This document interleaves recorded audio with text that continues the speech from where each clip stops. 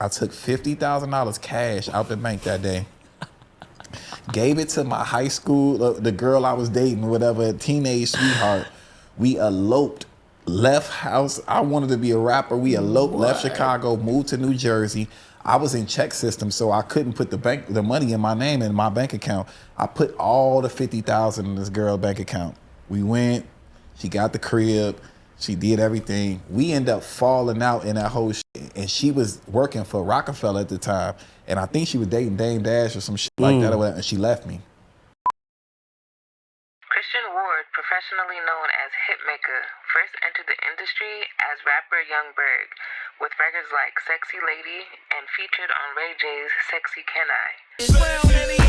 Sexy can I, just pardon my manners. Girl, how you shake it, got a nigga like. After early success and public setbacks, he shifted his focus to behind the scenes, rebranding himself as Hitmaka and becoming one of the most consistent producers in hip-hop and R&B.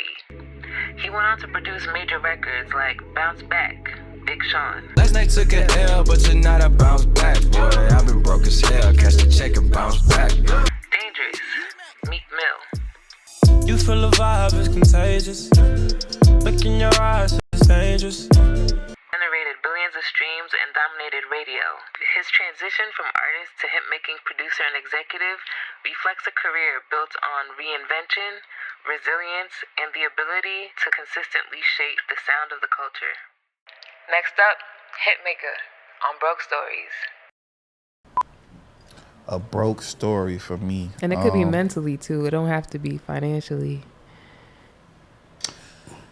I think I was just talking about it with Shaheem out there, whatever. I never forget. I was working with Troy Carter and Jay Irvin or whatever, and this, that, and the third, and something happened. I think I got a check and a check bounce back or some shit like that. It's like way early in our career, whatever. I was a fucking kid, and it put me in some shit called check systems that I didn't know what it was.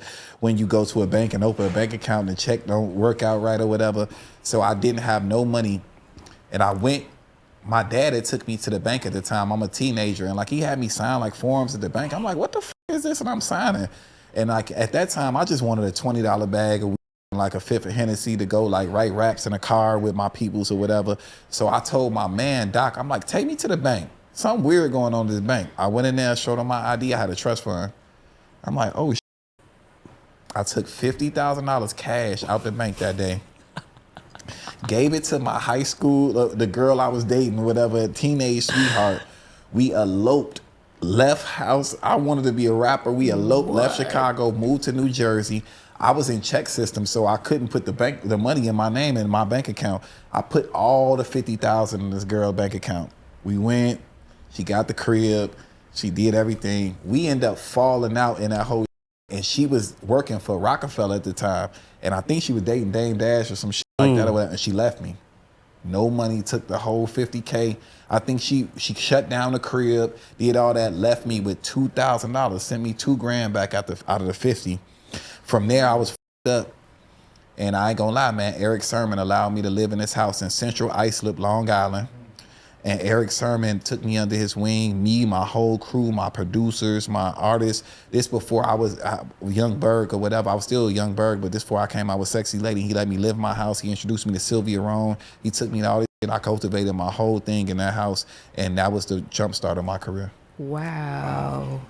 If somebody's broke right now watching this, and it's a producer, he ain't got no money, what would your advice to be to him to get some money right now?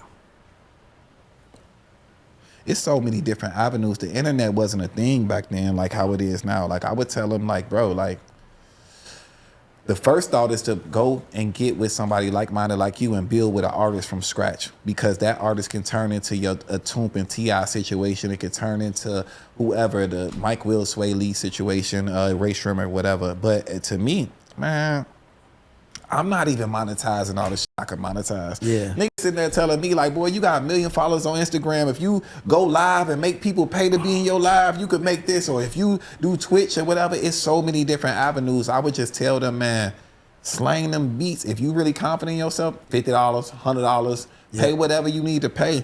And then just have the faith to know that it's investment into yourself.